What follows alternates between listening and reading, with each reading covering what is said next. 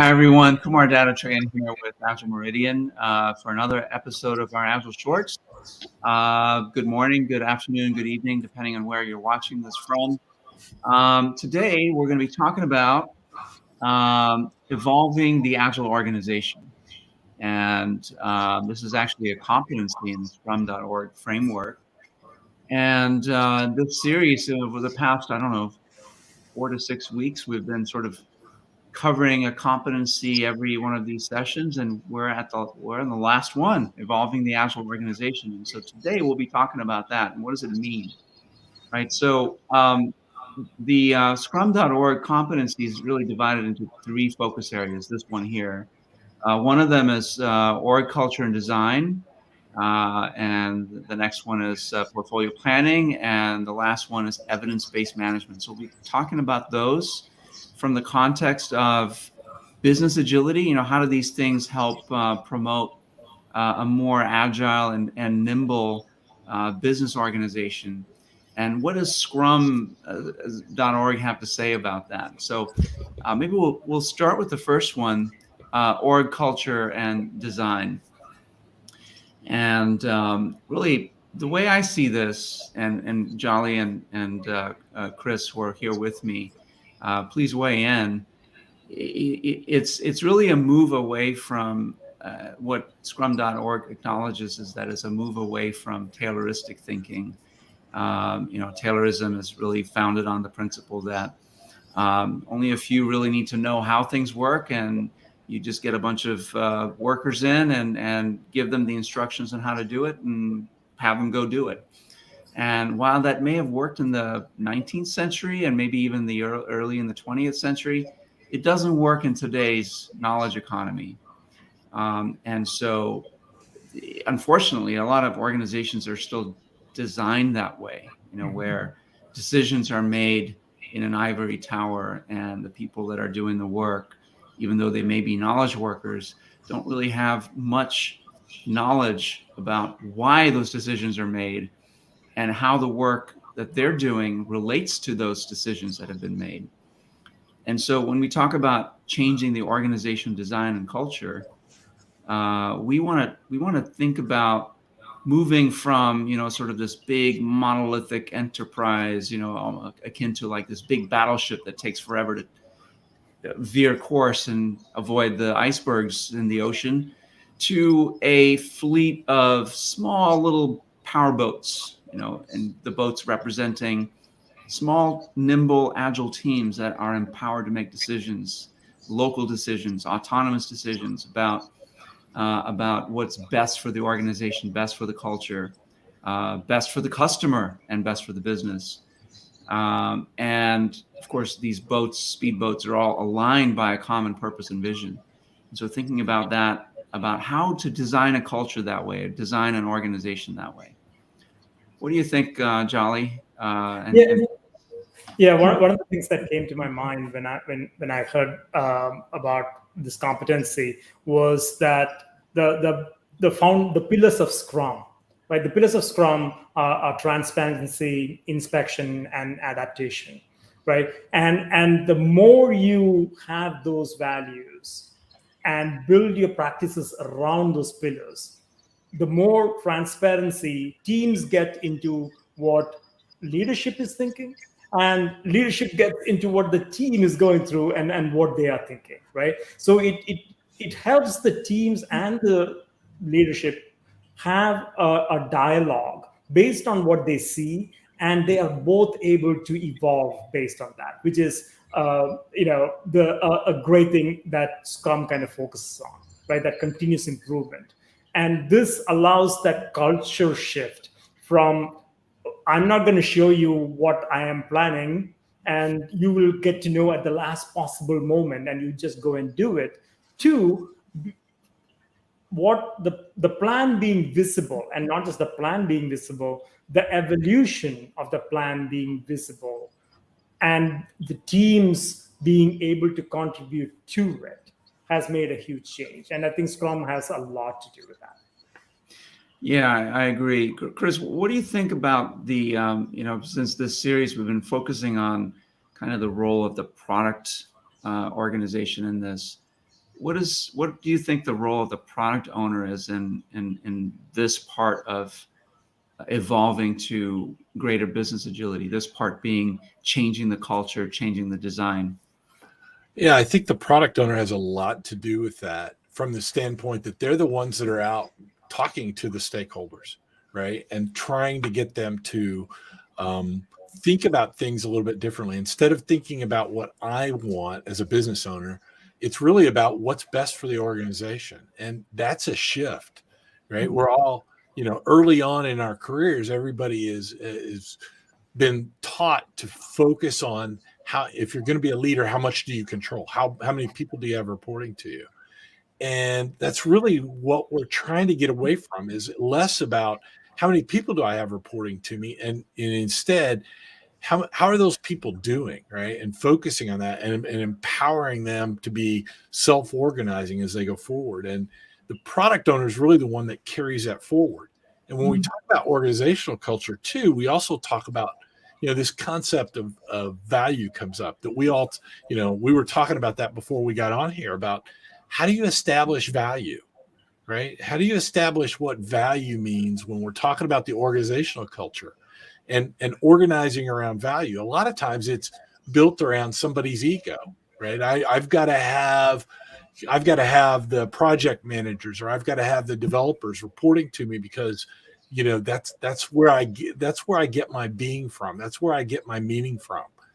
And in reality, and as we go forward in with these new models of organization in terms of, and leadership as well, it's really about that, trying to separate from not so much direct and control, but how do I influence, right? And product owners are the first ones that are really doing that. How do they influence those business owners to get to help them work together to prioritize? And then how do they work with that team to help the team, figure out what they're going to work on, right? And so, but yet they don't have anybody reporting to them. Mm-hmm. So it's an interesting shift to try and see, organizations make that transformation, and specifically the people make that transformation as that organizational shift occurs. Yeah, good point. Jolly, do you want to take the next one? One of these focus areas, which is portfolio planning. Yeah, and what you just brought up, I was thinking about this as you guys were speaking. The product owners, and I would say by extension the product managers, kind of making that connection of what the teams are doing, the small story that I'm working on, right? And making that connection to every layer of abstraction above it, leading all the way to that capability, those capabilities that the organization is working on, is really key, right? Mm-hmm. So capabilities are what value streams are centered around. Are we building these big capabilities for our customers, for our users, and what business impact is that having for our business? It's not just enough that we deliver stuff to our customers, but if it's not having business impact, we are making money, sometimes losing money. That's okay. Be a loss leader, or saving money. We are making that connection between what the team is working on all the way to that capability, and planning that capability out and creating those roadmaps that the organization can deliver value along those capabilities is what makes this connection work, right? If you can identify those outcomes and the business impact, which Kumar, Chris, and Mike and I term as value that you deliver to the organization and to our customers, if you can create that roadmap in those from respect of those capabilities at that portfolio level, that connects to the epics that we work on. That then connects to the features that we work on if you are following certain frameworks. And then that connects to that stories that the teams are working on, right? And now, not just do you have the plan, the sprint plan at the team level, you can connect that all the way back out to that capability that you're trying to deliver. And the teams can do that. The team members can do that, which makes that connection even more valid and resonates with the team a lot more than just saying, work on this story, and that'll be great. Yeah. As you were speaking, Jolly, for some reason I had in my mind, I was thinking, boy, this guy really knows SAFe, because you are reiterating the SAFe. I mean, that's exactly what they talk about. We talk about when we're in SAFe organizations, right? Is how do you take those capabilities and tie them down, have it come down, and then as it goes back up from the bottom up on how they're going to meet those capabilities. And you were spot on. I mean, it's really hard for organizations to get away from that, to get that working and also transform that from, the idea that whoever's screaming the loudest is what projects we're going to choose, right? Or whatever made up ROI somebody comes up with is what's going to justify a project.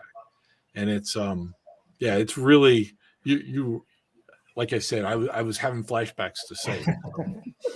That's interesting. I heard that too. Even though we're not specifically talking about a framework, but I did hear that because you do hear that a lot in SAFe. The value stream sort of creates a mechanism by which value stream is not a safe thing, but certainly SAFe has adopted it as a core construct that binds an organization together, right? Because when you think about an organization, organizations are usually formed. They've got divisions. They're divided, right? You got marketing, you've got sales, you've got legal, and so on and so forth. And so each of these departments or divisions have their own goals and outcomes that they're trying to march their people towards.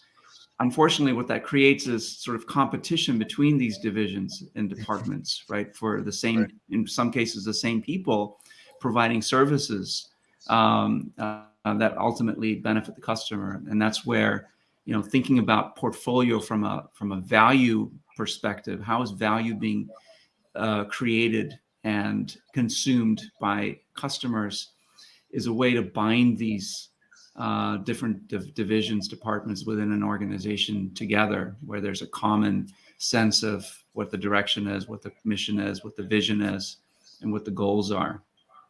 Yeah, and that's a very difficult switch for many companies, because they have almost forever worked out of an Excel spreadsheet, or if they're using a tool, right, of list of things that they need to do, without really focusing on what is the value being delivered, what's the outcome, what is the impact, or what are the capabilities that we are focusing on, prioritizing those capabilities, right? Yeah. Always an Excel list of things to do. Now, they might be estimating and prioritizing them, but without much focus on that value and what the priority of that value is. That's a very difficult switch to make. Yeah, and since we did mention SAFe as a framework, I want to just shout out or call out the Xscale framework, because it talks a lot about these things. Xscale is sort of an evolution of frameworks, if you will, of Agile, but it talks about a lot of these things in the context of how do you sort of create that steel thread through an organization that ties together elements of value and the people around it. In some ways, it's, you could say it's similar to the construct and SAFe of an Agile release train, but it's really thinking through all the different departments that are required to deliver value, and how would you organize them? So, from a portfolio standpoint, it's understanding the dependencies between the different divisions, departments, the people in an organization, and then really helping fine-tune what is the most important thing to work on. You can't have 6 number ones, as Chris said right prior to this call. You can have one number one and one number two, and so on. And if the organization understands what the main priority is, then they can be aligned, like a bunch of speedboats, sort of all going in the same direction. And I think the final competency that that is part of this, the final focus area that's part of this competency is something the Scrum.org calls evidence-based management. Mm-hmm. Who wants to take a stab at this? I'll take a stab. So evidence-based management, from my understanding, and I've seen it over the years, right, where Scrum.org started with this early in the 2014, 2015 range. And it's really, from my experience, it's never really caught on in the form of evidence-based management, but it really goes back to what, again, we were talking before about how this is really like a lean, it's really lean. Jolly, you were talking about transparency, inspection, and adaptation. And that's really what we're talking about with evidence-based management, right? Is looking at, based on the evidence, we're going to look at it, we're going to figure out how we did, and then we're going to change things on it. And so it's really around that and trying to help organizations get a metric, start thinking about metrics that might apply from the entire organization standpoint. It seems to be pretty straightforward, but yet it's, for some reason, it hasn't caught on, at least as much as I think we would have thought, or at least as much as I would have thought. So, yeah. And it seems to me it's pretty practical. I wonder sometimes if we shouldn't name it evidence-based leaders, right? I mean, it goes back into that concept of leadership and what kind of leaders do we have? If we got agile teams, even if we're doing the dreaded SAFe, right? If we're doing SAFe and everybody's still operating under that Taylorism approach that you mentioned early, Kumar, in this short, if everybody's still operating that way, then evidence-based management, is a way to help them get to more of a lean and agile approach as an organization. Yeah, that makes a lot of sense. I've heard the term, I've seen it being used, and I think it can be a powerful method. There are a lot of other techniques out there. Of course, the lean startup espouses the same thing. The Toyota production system is built around, they don't call it this, but it's built around evidence-based structures, right? So it's conducting small experiments, learning from them, and making improvements to the system over time. And the way evidence-based management kind of integrates with org design and portfolio planning is, as you're sort of creating your work items that you want to, sort of the value items that you want to implement and deliver to your customers, it's breaking those things down into smaller pieces and collecting evidence that they're going to actually provide value, that there's some leading indicators and some lagging indicators that the small features that you deliver are actually used by the customer, that they actually like them, and it provides evidence that you should continue, kind of like in a lean startup. Right. And I think there's a lot of good in that, and I think people should try to use it, or some form of it. Yeah. Just to piggyback on what you said about the lean startup, Kumar, one of the things that I have seen, and I don't know, your experience might vary, but one of the things that I have seen is that in that build, measure, learn loop of lean startup, which is similar to EBM, everyone is so excited about the build. Everyone wants to measure, and they end up learning what they didn't think that they were going to do. Right? So where they falter really is that measurement bit on setting up those experiments and the metrics that come out of it that really can tell you whether that build worked or not, right? That's where they go wrong. And in the end, they end up with the wrong learnings only because they skip that part of the build measurement. Yeah.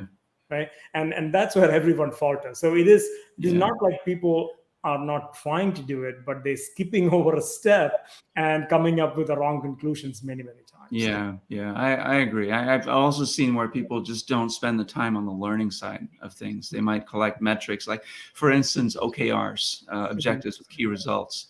A lot of times, people spend a lot of time thinking about the objective and the key results that are associated with the metrics, right?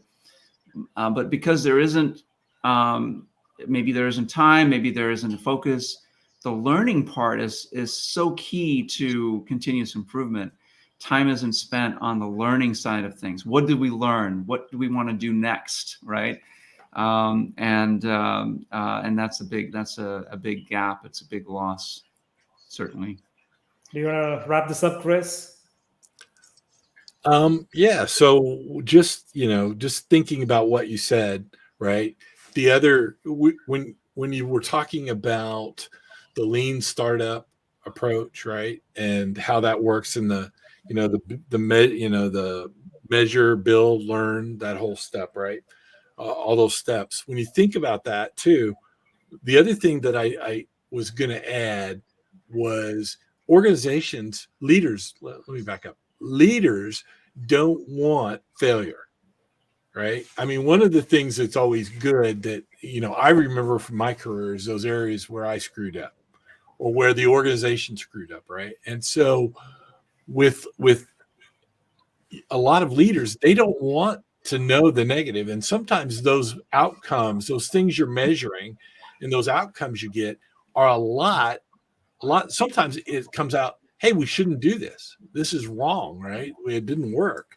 And I just thought we were talking about learning from the positive things. And I just wanted to point out that the negative part of it, right? About that, we have to be open enough to the fact that those experiments might not work out. And, and you've all experienced the proof of concept, right? Where you go into an organization, they say, oh, we're going to do a proof of concept. So what's a proof of concept mean? Proof of concept means I want it production ready, right? Limited functionality, production ready. And that's not an experiment, right? That's building your alpha or your beta. That's not an experiment. So good points. Well, that's kind of a wrap, I think a wrap for us. We're a little bit over our definition of an Agile short, around 20 minutes. So I would like to just add one thing, and that is, go ahead. Now that we are done with the month of March and we're past St. Patrick, the next Agile short, we'll see what kind of color I have surrounding me. So, I've got green on today because of St. Patrick, the whole month of St. Patrick. Sure, Chris. Sure. So next month we'll do the next one we'll do something a little bit different. All right. You'll be blue. Yeah. Orange. Something like that. Yeah. That sounds good. Maybe. All right. Well, thanks. There you go. Well, thanks everyone for watching. We'll see you in a couple of weeks. Hopefully we'll actually try to broadcast what our next topic is beforehand, so we get more viewers. Hope you enjoyed this, and I'll see you next time. Thank you. Bye, everybody. Bye.